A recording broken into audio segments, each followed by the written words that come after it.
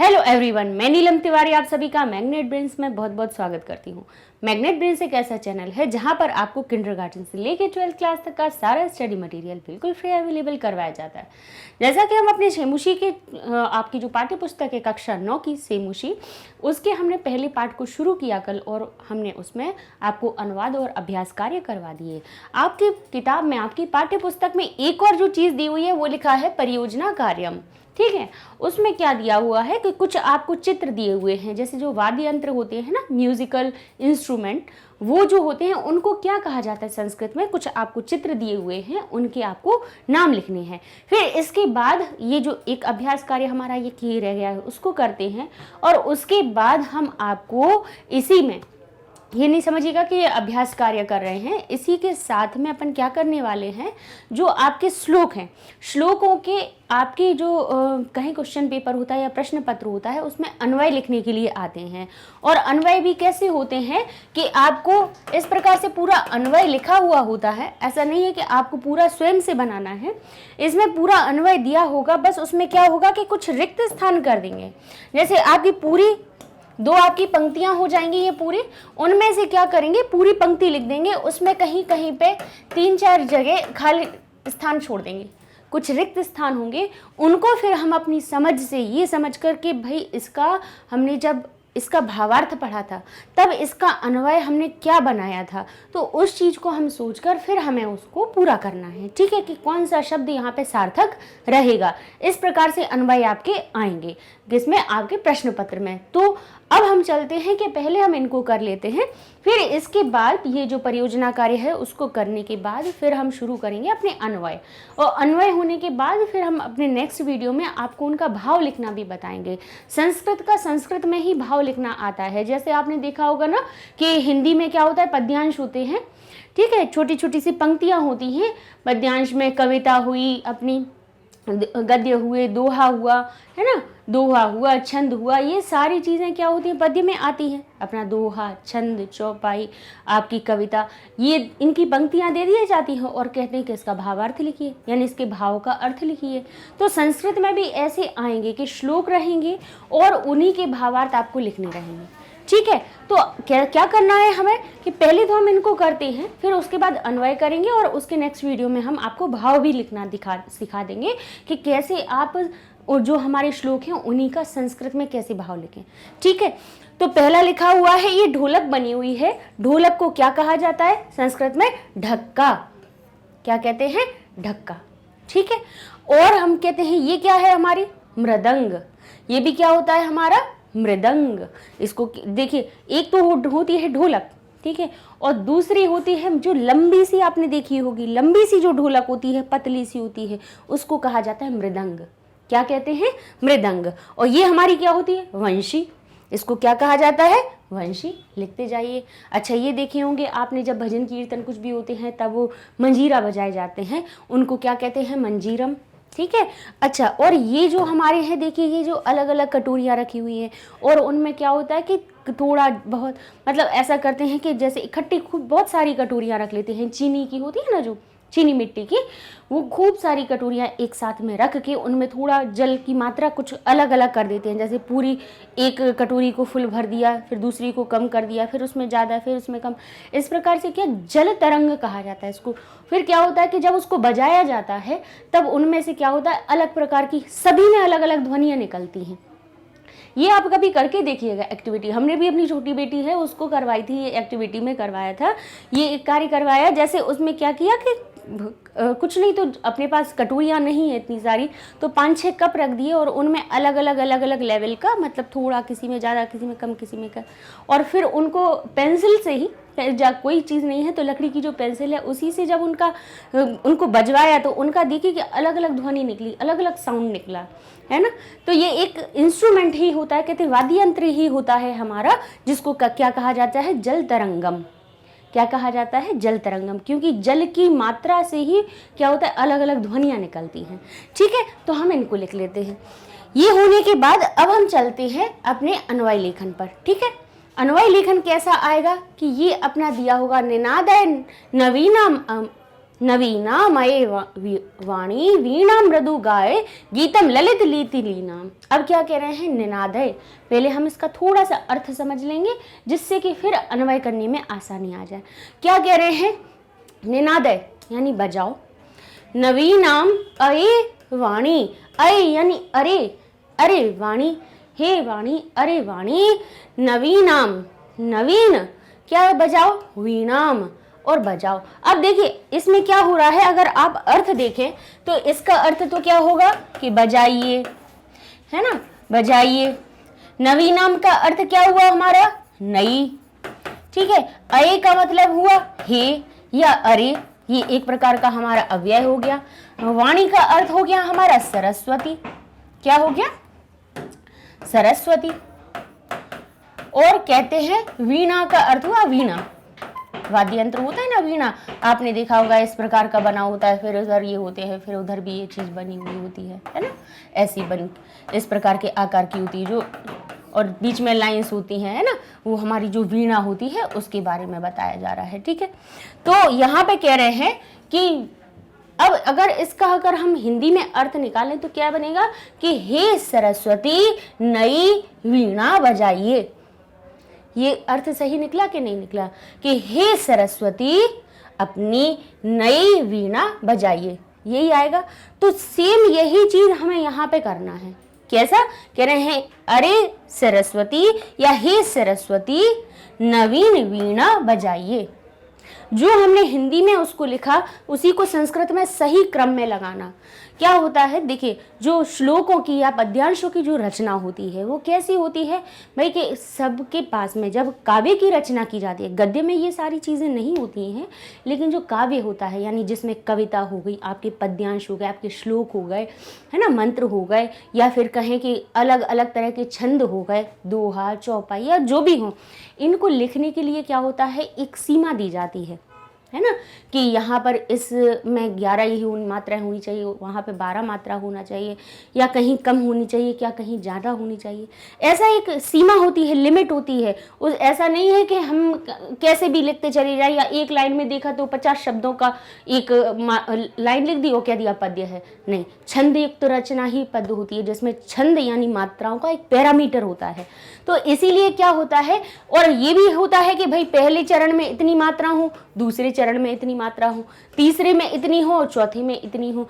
इसीलिए क्या होता है कि आपने ये देखा कि बजाइए ने पहले लिख दिया, नई पहले फिर से लिख दिया, सरस्वती बीच में लिख दिया, वीणा यहाँ लिख दिया, अच्छा हे यहाँ लिख दिया। ऐसा क्यों किया उन्होंने, क्योंकि क्या होता है, जिन पद्यों में या कहें कि जिन छंदों में उनकी रचना की गई है भाई, उनमें कुछ लिमिट दी गई है कि भाई पहले आप पद्य में देखिएगा कि इतनी मात्रा होनी चाहिए, फिर उन्होंने कहा दूसरे में इतनी मात्रा होनी चाहिए। तो उसी हिसाब से उन्होंने क्या किया, अपनी पंक्तियों को जमा दिया, शब्दों को आगे पीछे कर दिया।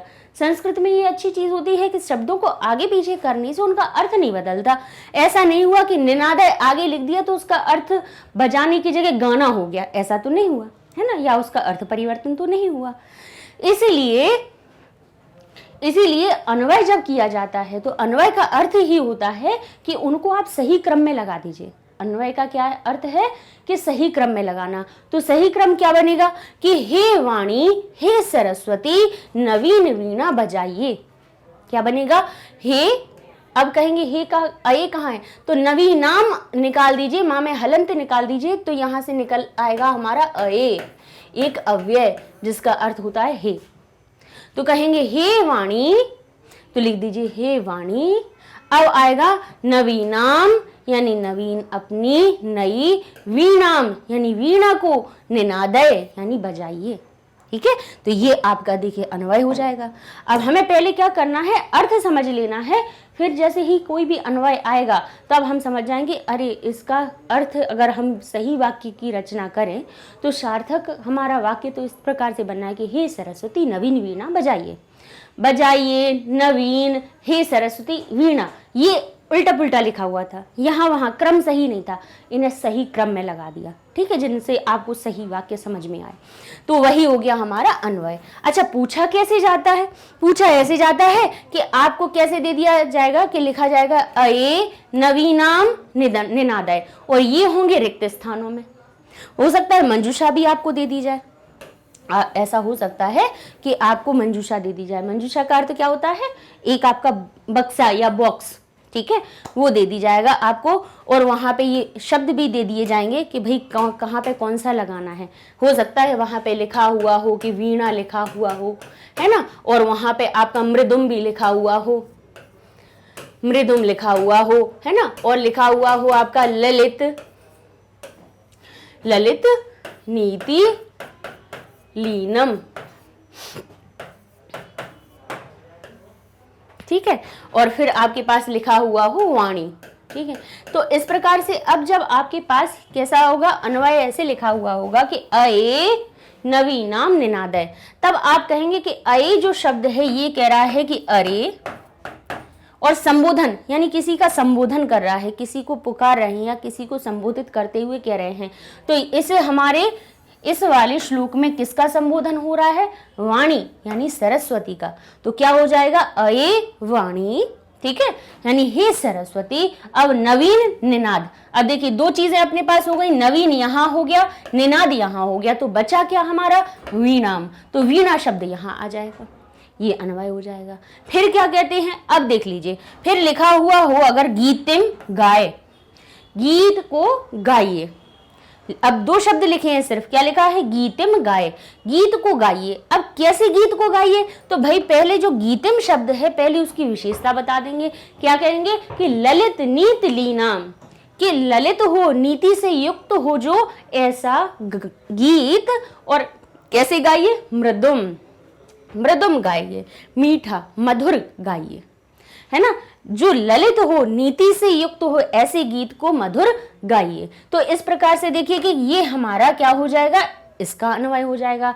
अगर यहां देखा जाए, अगर श्लोक पे देखा जाए, तो श्लोक का अर्थ क्या बना हुआ है? मृदु का अर्थ है मृदु, मधुर या मीठा, गाय यानी गाइए या गाओ, ठीक है,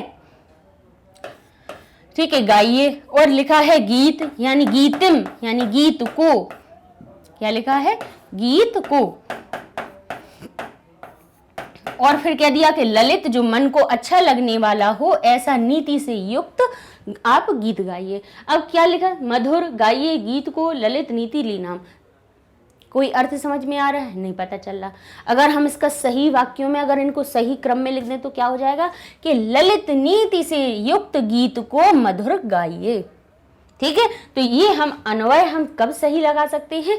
जबकि हमने अर्थ सही से पढ़े हुए हों। तो अभी आप क्या करना है, आपको जो हम अन्वय लिखवा रहे हैं इनका आप लेते जाइए स्क्रीनशॉट। क्या कीजिए? इनका स्क्रीनशॉट लेते जाइए।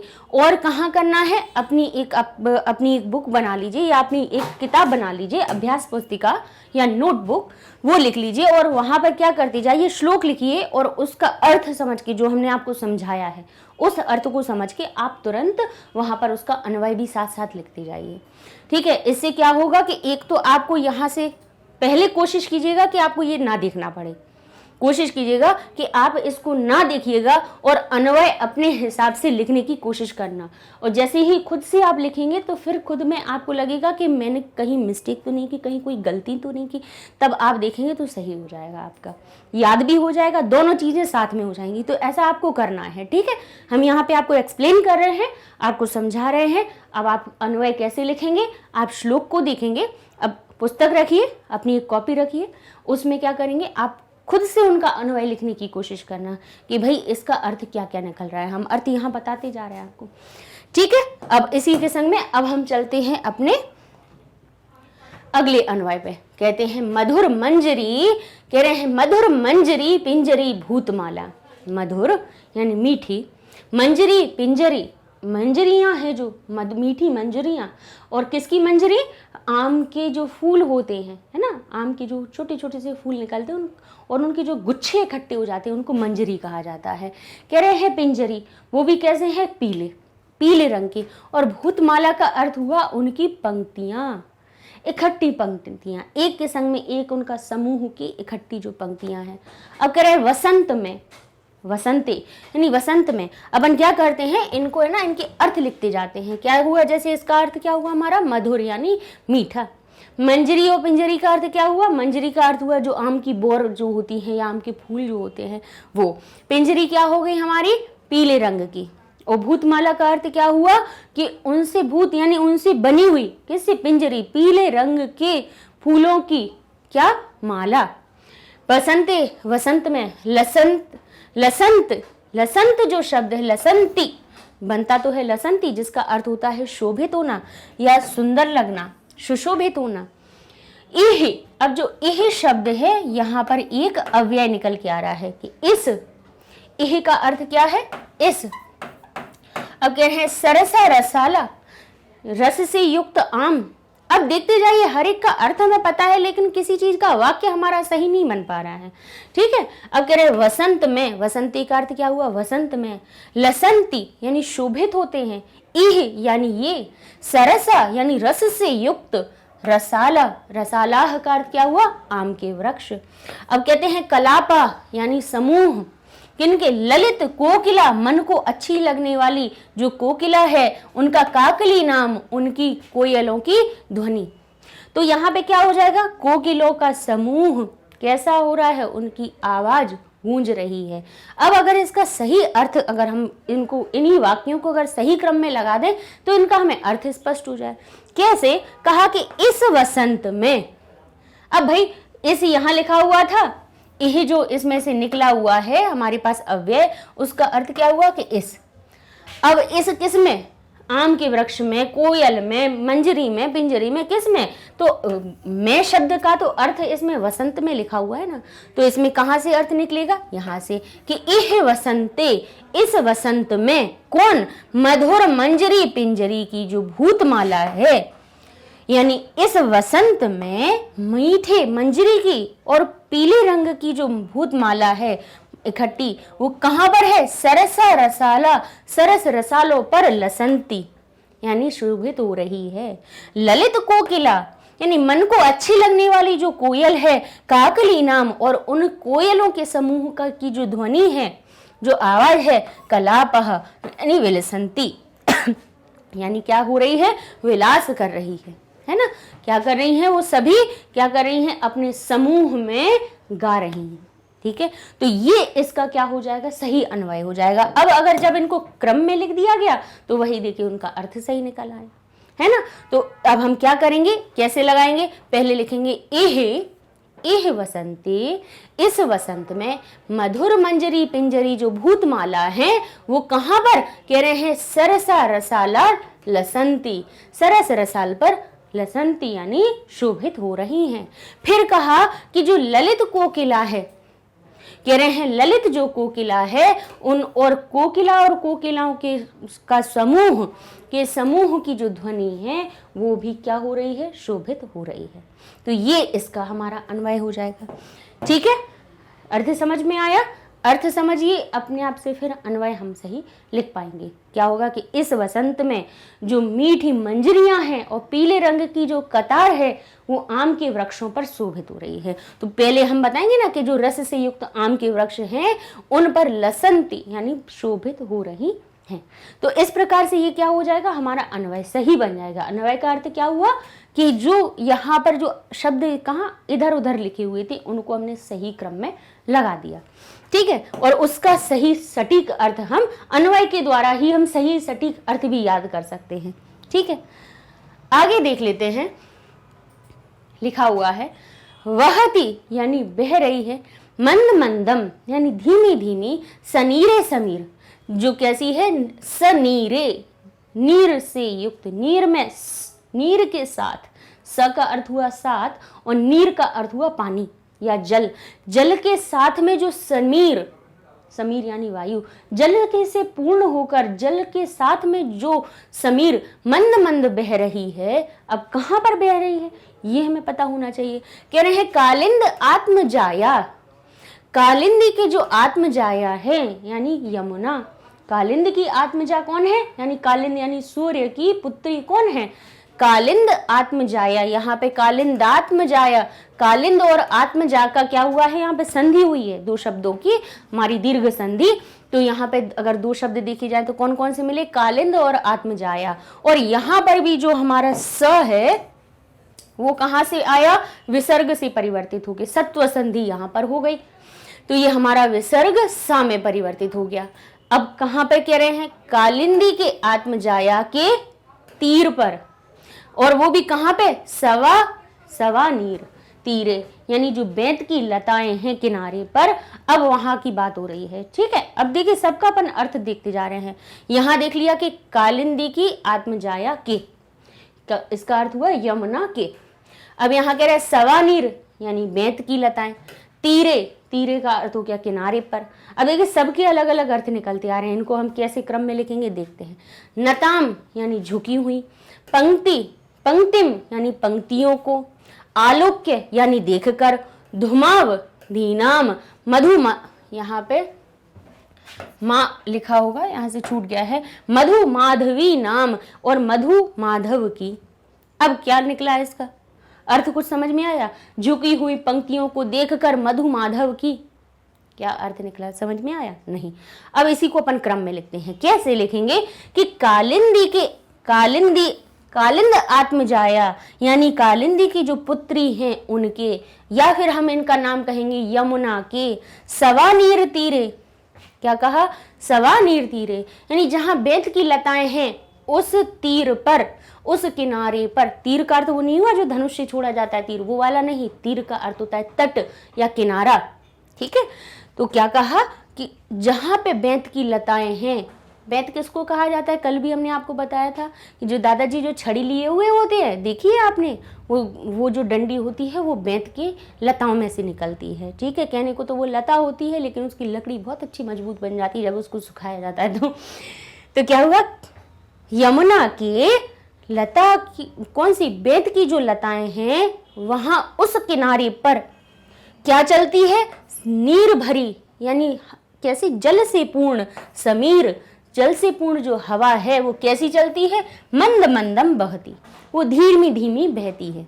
फिर क्या होता है, मधु माधवी नाम, और मधु माधव की जो झुकी हुई पंक्तियां हैं, मधु माधव एक तरह की बेलें लताएं होती हैं, उनका नाम लिखा है कि मधु माधव की जो झुकी हुई पंक्तियां, उनको देखकर आलोक्य, फिर आ जाएगा अये वाणी नवीनाम वीणा निनादय, अरे सरस्वती नवीनी वीणा को बजाइए। ये अब हमारा सही अर्थ आ गया।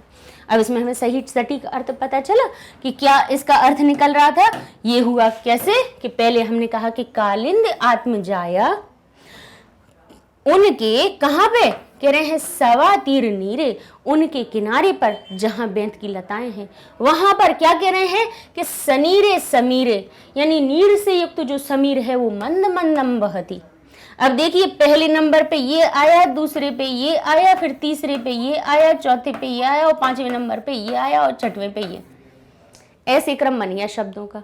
फिर कह रहे हैं कि मधु माधवी नाम, मधु माधव की झुकी हुई पंक्तिम आलोक्य, नतम पंक्तिम आलोक्य, झुकी हुई पंक्तियों को देखकर अये वाणी नवीनाम वीणाम निनादय, अरे जो सरस्वती आप नई वीणा को बजाइए। ठीक है, तो ये हमारा क्या बन गया, अन्वय। अन्वय का अर्थ ही हम आपको बार बार बता रहे हैं। सही हमारे पास श्लोक जो है, हमारे पास पद्य जो है, या फिर कोई भी छंद है, उसके शब्दों को एक सही क्रम में लिखना। ठीक है, आगे देख लेते हैं। लिखा हुआ है ललित पल्लवे, ललित पल्लवे, ललित का अर्थ क्या होता है, मन को अच्छे लगने वाले, मनोहारी। कहते हैं ललित पल्लवे, और पल्लव का अर्थ क्या होता है, जो पल्लवित हो रहे हैं, खिल रहे हैं। कह रहे हैं ललित पल्लवे यानी ललित पल्लवों पर। अब एक पर हमने क्यों कहा, क्योंकि यहाँ सप्तमी विभक्ति लगी हुई है। सप्तमी विभक्ति जहां लगती है वहां मैं और पर का हम बोध करते हैं। तो कह रहे हैं ललित पल्लवे पादपे, पादप कैसे, पत्तियां कैसी, पौधे कैसे, वो भी कैसे, ललित और पल्लव यानी खिल रहे हैं, सुंदर खिल रहे हैं, और वो भी कैसे, हरे, मन को अच्छे लगने वाले। पुष्प पुंजे, और पुष्प पुंजों पर, पुष्प और पुंज का अर्थ क्या हुआ, फूलों का गुच्छा, उन पर। अब उन पर क्या होना चाहिए, अब ये कह रहे हैं मलय मारुतो चुंबिते। अब क्या कह रहे हैं, अब देखिए दूसरी चीज का अर्थ बदल गया। यहाँ कह दिया कि फूलों पर, नई जो अच्छी, मन को अच्छी लगने वाली सुंदर जो फूल हैं या जो पत्तियां हैं, ये इसका अर्थ हो गया था उन पर क्या होना चाहिए, लेकिन इन्हें क्या बता दिया, दूसरी लाइन में कह दिया कि मलय मारुतो चुंबिते, यानी चंदन से लिपटी हुई, चंदन से युक्त हुई, चुंबिता का अर्थ हुआ स्पर्श करती हुई, मिलती हुई, कौन, मारुत यानी हवा, क्या कहती है, मंजू कुंजे। अब मंजू कुंजे का अर्थ क्या हो गया कि लताओं का कुंज, ऐसा स्थान जहां पे ये लताएं हैं।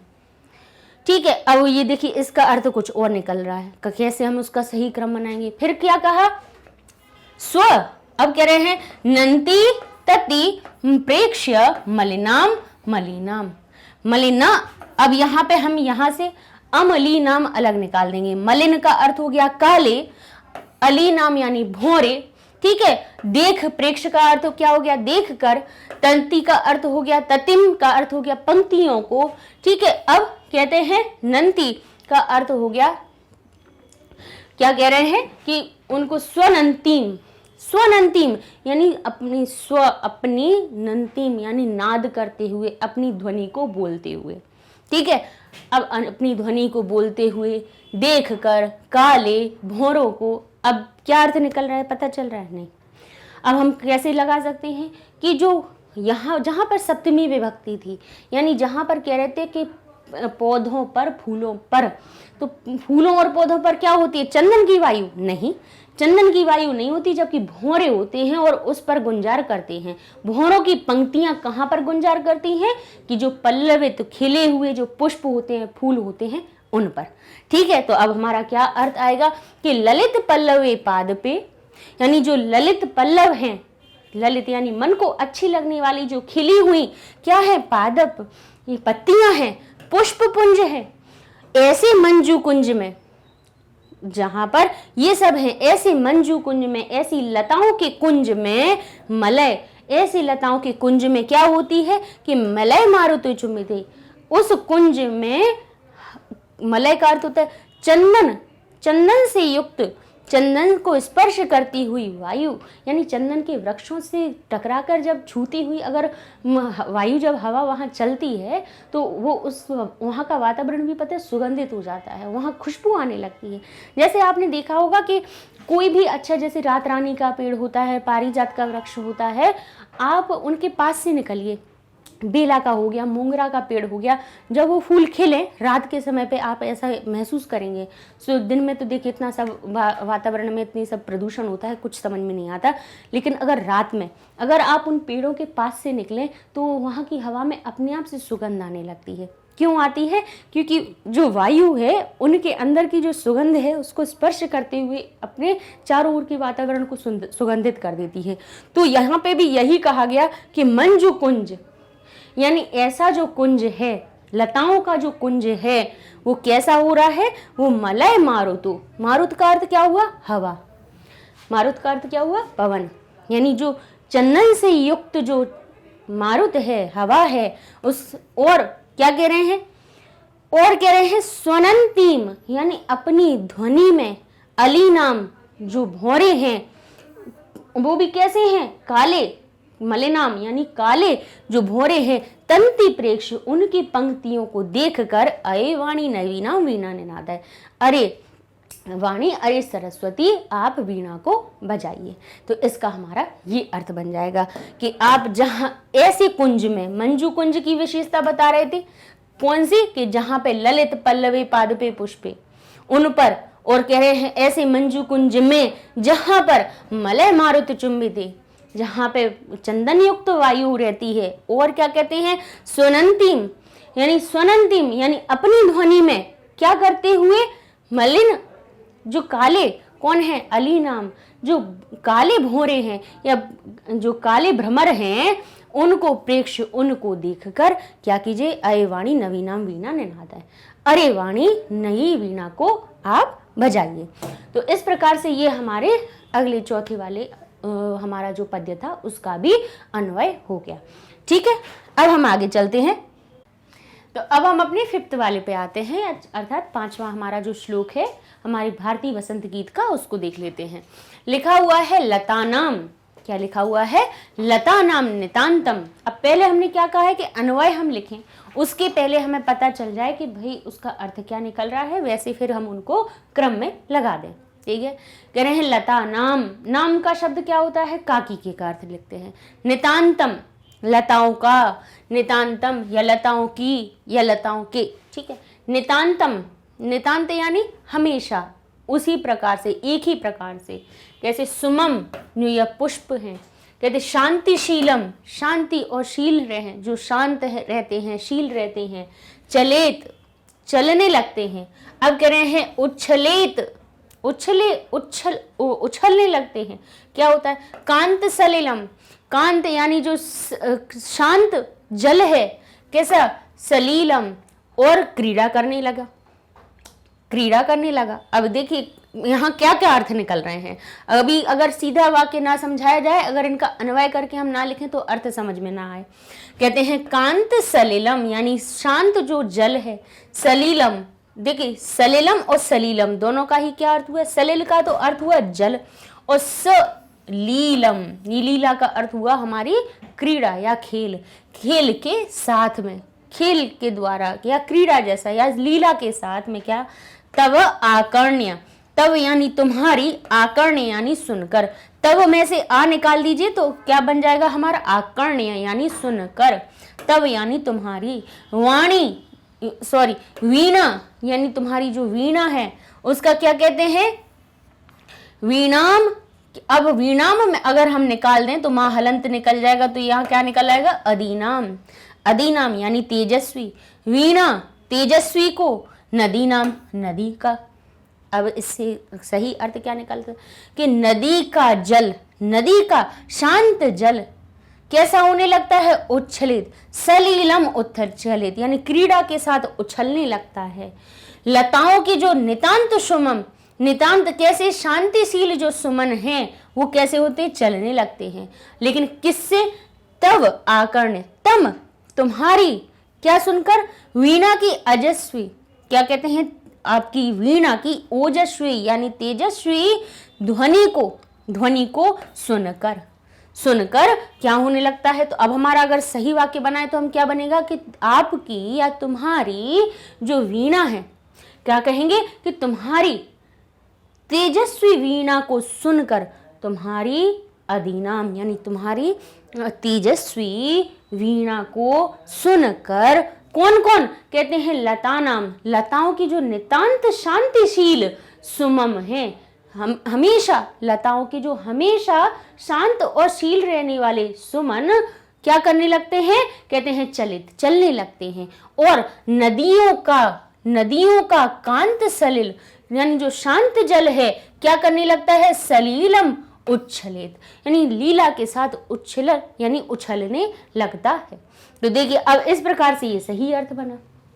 समझे आप, समझ में आया कि क्या हुआ, कहां से कि आया कि तुम्हारी अदीनाम यानी तुम्हारी तेजस्वी, अदीनाम कहां से निकला, वीणा, वीणाम को तोड़िए, वीणाम और दीनाम को तोड़ेंगे तो वीणा शब्द का मां हलंत अलग निकल जाएगा और अदीनाम अलग निकल जाएगा, जिसका अर्थ होगा तेजस्वी को, तेजस्वी को नाम, वीणाम वीणा की, कहेंगे वीणा को, वीणा को, तेजस्वी वीणा को।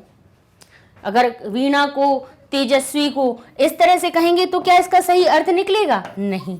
क्या होगा, तेजस्वी जो शब्द है वीणा का क्या है, विशेषण है, तो क्या हो जाएगा यहाँ पे, तेजस्वी, तेजस्वी वीणाम यानी अदीनाम वीणाम, आकर्ण्य यानी सुनकर, तो यहीं देखिए क्या हुआ, तव यानी तुम्हारी, अदीनाम तेजस्वी, वीणाम वीणा को, आकर्ण्य सुनकर, लता नाम नितांतम लताओं को, लताओं के, क्योंकि नाम लिखा है, नाम नाम शब्द कहाँ आता है, षष्ठी विभक्ति के बहुवचन में, लताओं के जो नितांतम हमेशा ही, शांतिशीलम जो शांतिशील रहते हैं, ऐसे सुमम यानी ऐसे फूल, चलेत यानी चलने लगे। नदी नाम नदियों का, कांत सलिल यानी जो शांत जल है वो सलीलम यानी लीला के सहित उछलने लगता है, यानी क्रीड़ा करके उछलने लगता है तुम्हारी वीणा की तेजस्वी ध्वनि को सुनकर। तो ये हमारे क्या हुआ, पांचवा आपका जो अंतिम श्लोक है उसका भी अन्वय हुआ। अब हमने देखिए, हमने यही चीज आपसे बार बार कह रहे हैं कि हमने आपको पांचों श्लोक के अन्वय करना भी बता दिए। अब इनका क्या करना है आपको कि आप इनको आप अपनी एक तरफ से कॉपी रखिए, दूसरी तरफ किताब रखिए, ठीक है। फिर क्या करना, देखिए इस तरह से क्या होता है, किसी चीज़ को हमें रटना नहीं पड़ेगा जब हम उनका प्रयोग कर लेते हैं। कहते हैं ना कि जैसे अब बच्चों को, जैसे छोटे से बच्चों को आपने देखा होगा कि उनको ABCD ऐसे बोल के बता देते हैं, लेकिन जब तक कि वो उसको खुद लिखेंगे नहीं, वो बार बार बोल के उसको लिखेंगे नहीं, तब तक उनको वो याद कैसे होगी, है ना। तो हमें रटना नहीं है, यहाँ हम समझेंगे उसको कि भाई हमारा सही अर्थ कहाँ निकल रहा है। अर्थ हमने सबको एक साथ में बता दिए, अन्वय करना भी आपको बता दिए। अन्वय कुछ नहीं होता है, सही एक तरह से वाक्यों को, शब्दों को सही क्रम में लिखना होता है। अब वो करते क्या है, आपको जो एग्जामिनर होते हैं या फिर आपका जो क्वेश्चन पेपर बनाते हैं, वो क्या करते हैं कि अन्वय तो दे देते हैं पूरा, लेकिन क्या होता है उनके बीच बीच के शब्दों को गायब कर देते हैं, रिक्त स्थान कर देते हैं। फिर हम वहाँ पे क्या करेंगे, फिर हम उनका अर्थ निकालेंगे, सही अर्थ कि जैसे तुम्हारी अदीनाम, तुम्हारी तेजस्वी आकर्ण सुनकर। अब क्या तेजस्वी को सुनकर तो हमारा सही शब्द आएगा वीणाम ना, तो अब उसमें हम ये तो नहीं लिखेंगे ना कि तुम्हारी तेजस्वी शांतिशील को सुनकर। अब एक तरफ शांति, एक तरफ तेजस्वी कह रहे हैं यानी अधिनाम कह रहे हैं, दूसरी तरफ शांतिशील कह रहे हैं, तो क्या ये सही होगा, नहीं होगा। देखिए हम आपको रिक्त स्थान भी इसमें ही हम आपको पूरा करने सिखा देते हैं कि जैसे यहाँ लिखा हुआ हमारा कांत सलिलम, क्या लिखा हुआ है, कांत सलिलम, ठीक है, ये सलिलम हो गया। फिर हमारा लिखा हुआ है यहाँ पे उच्छलित, क्या लिखा है,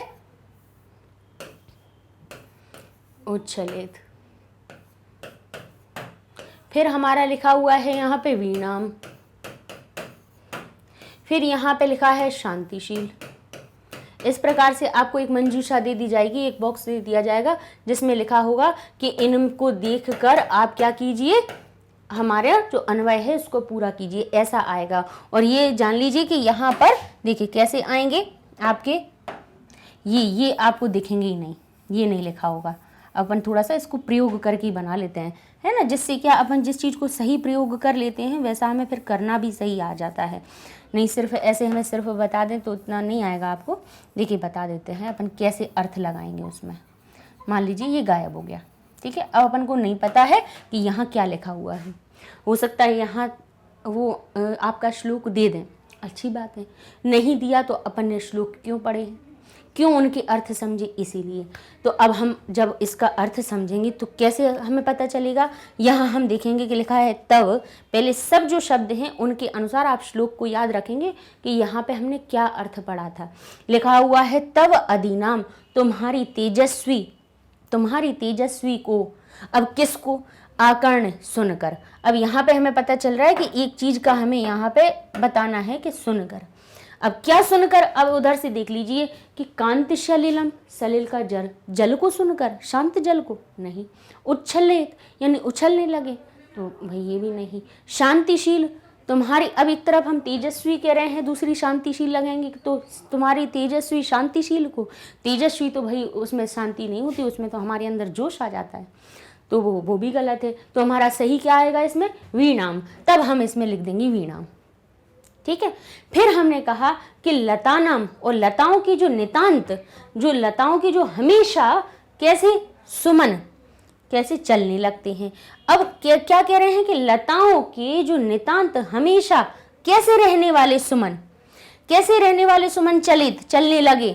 तो अब हम कहेंगे कि भाई कांत सलिल, तो सलिल का अर्थ तो जल होता है, तो भाई यहाँ पे लताओं की जो सुमन है वो जल वाले तो होंगे नहीं।